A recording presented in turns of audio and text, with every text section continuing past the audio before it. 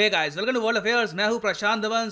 हाल ही में 1 जनवरी 2021 को भारत और पाकिस्तान की गवर्नमेंट्स ने एक्सचेंज करी है एक लिस्ट ऑफ न्यूक्लियर साइट्स के दोनों देशों में जहां भी न्यूक्लियर प्लांट्स हैं इसकी लोकेशन बताई गई है एक दूसरे को। यहाँ पे आप अगर देखेंगे इस पर बहुत से आर्टिकल्स पब्लिश हुए हैं द हिंदू पर, India Pakistan exchange list of nuclear installations, और यहाँ पे भी आप देख पाएंगे द इकोनॉमिस्ट का आर्टिकल है। तो डिस्कस करेंगे कि ये सब क्यों किया गया है, इसके पीछे कौन सा एग्रीमेंट इन्वॉल्व है और वो कौन सा बहुत ही बड़ा युद्ध अभ्यास है इंडिया का जिसका इम्पैक्ट हमको यहाँ पर देखने को मिला। तो बहुत कुछ आपको जानने को मिलेगा, a lot to know, a lot to discuss as always. But before we begin, एक प्रश्न मैं यहाँ पे आपसे पूछूंगा। क्वेश्चन ये है कि एशिया का पहला न्यूक्लियर रिएक्टर कहाँ पर बनाया गया था? आपकी ऑप्शंस हैं चाइना, जापान, सिंगापुर या फिर इंडिया। नीचे कमेंट सेक्शन में अटेंड करो इस क्वेश्चन को, सही आंसर मैं आपको दूंगा वीडियो के अंत में। और 2021 के यूपीएससी प्रीलिम्स के एग्जाम में अगर आप चाहते हैं एक प्रॉपर आप अटेम्प्ट दे, जेन्युइन तरीके से आप प्रिपेयर्ड होके जाएं, तो अनअकैडमी की वेबसाइट पर जाओ या फिर ऐप पर, यहाँ पे क्लिक करो यूपीएससी सीएसई पर और यहाँ पे आप परचेज कर सकते हैं आइकॉनिक या फिर प्लस कोर्स। दोनों कोर्सेज में सिलेबस थॉरली कवर होगा। आप चाहें तो अभी के लिए 6 महीने का कोर्स भी ले सकते हैं, मगर जो यहाँ पर प्राइस है 40,000 का, ये भी पे करने की आवश्यकता नहीं है आपको। सिंपली एक कोड यूज करो यहाँ पर PD10 और आपको मिलेगा सीधा 10% discount. So use code PD10, the prices will fall. Start preparing for UPSC 2021 properly. Now जो ये इन्फॉर्मेशन एक्सचेंज करी गई है पाकिस्तान के साथ regarding nuclear installations, nuclear reactors, atomic plants, ये सब किया गया है एक एग्रीमेंट के अंडर।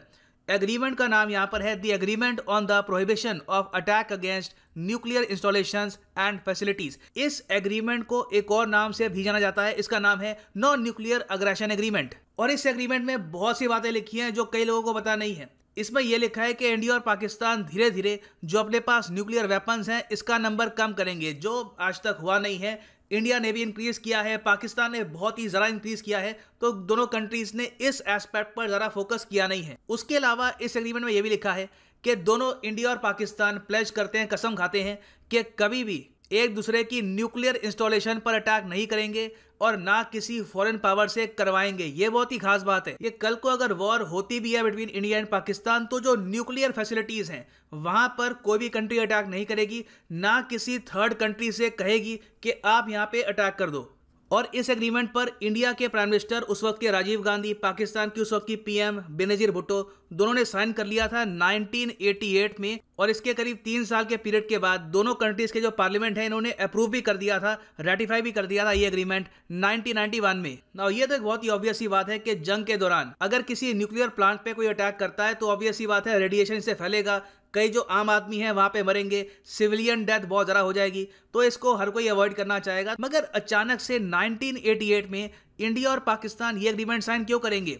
इसका एक बहुत ही स्पेशल रीजन है भारत का अब तक का मैं कहूँगा सबसे बड़ा युद्धाभ्यास ऑपरेशन ब्रास टैक्स। मेरा यह मानना है कि इंडियन आर्मी की हिस्ट्री में ये एक बहुत ही इंपॉर्टेंट मोमेंट थी और इसके बारे में बहुत कम बातचीत होती है, लोगों को इसके बारे में पता नहीं है। ऑपरेशन ब्रास टैक्स थी एक मेगा मिलिट्री एक्सरसाइज, एक बहुत ही बड़ा युद्ध अभ्यास जो हुआ था राजस्थान में बिटवीन 1986 टू 1987। ये एक इतना बड़ा इवेंट था, इंडिया ने बताया जाता है कि करीब 5 लाख से लेकर 8 लाख सैनिक यहाँ पे इकट्ठा कर दिए थे और लगातार यहाँ पर ये युद्ध अभ्यास कर रहे थे। डर दुनिया को ये लग रहा था कि इंडिया बहुत ही जल्द जो बॉर्डर है, वेस्टर्न बॉर्डर है, ये ओपन करके पाकिस्तान पे अटैक ना कर दे। और ये मैं नहीं कह रहा, आपको यहाँ पे दिखा रहा हूँ इंटरनेशनल मीडिया के उस वक्त के आर्टिकल्स। यहाँ पे आर्टिकल है द न्यूयॉर्क टाइम्स का 1986 का।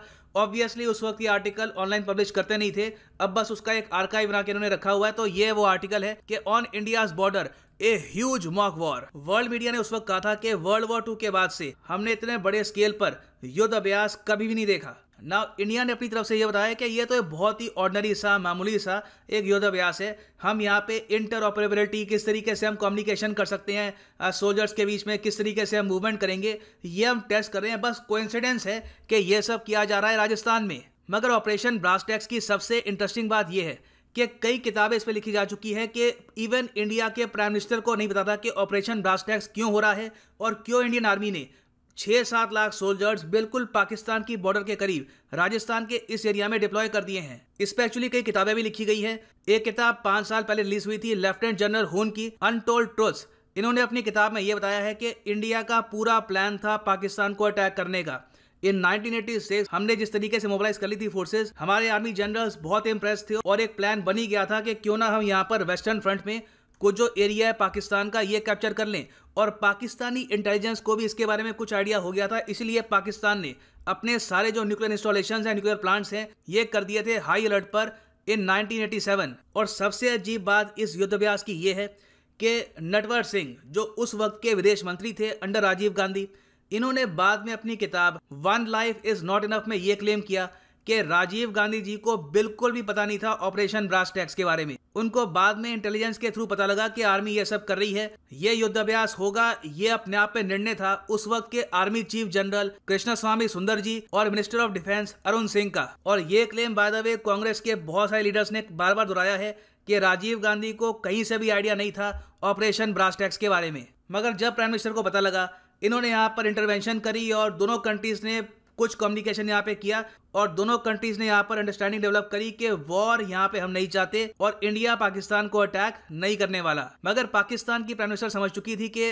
इन द फ्यूचर अगर वॉर होती है तो यह इंश्योर करना बहुत ही इंपॉर्टेंट है कि जो न्यूक्लियर इंस्टॉलेशंस हैं वहां पे अटैक ना हो। इसलिए 1988 में पाकिस्तान की उस वक्त की पीएम बेनजीर भुट्टो ने एक्सटेंड किया एक इन्विटेशन टू राजीव गांधी कि आप पाकिस्तान आइए। और इस विजिट में इन्होंने प्रपोज किया ये agreement, non nuclear attack agreement. War के दौरान भी जो हमारे बॉम्बर्स हैं, जो हमारे फाइटर जेट्स हैं, ये पूरी कोशिश करेंगे कि न्यूक्लियर इंस्टॉलेशन पे अटैक ना हो। और ये इंश्योर करने के लिए हर साल 1 जनवरी को दोनों देश एक लिस्ट एक्सचेंज करेंगे न्यूक्लियर साइट्स की, ताकि इंफॉर्मेशन हो कि किस शहर में, किस डिस्ट्रिक्ट में एक न्यूक्लियर इंस्टॉलेशन है और उसको कैसे अवॉइड करना है। तब से लेकर अब तक 30 साल हो गए हैं इसको। ये 30 साल का आप कह सकते हैं कमाल का रिकॉर्ड है कि ऑलमोस्ट 30 साल से हम देख रहे हैं कि दोनों देश, चाहे कारगिल वॉर हो, चाहे सिचुएशन कितनी भी खराब हो, चाहे पार्लियामेंट पर अटैक हुआ हो, दोनों देश 1 जनवरी को एक लिस्ट एक्सचेंज करते हैं of nuclear installations and facilities. आज भी अगर हम देखें तो आपको बताया कि आर्टिकल 370 को लेकर और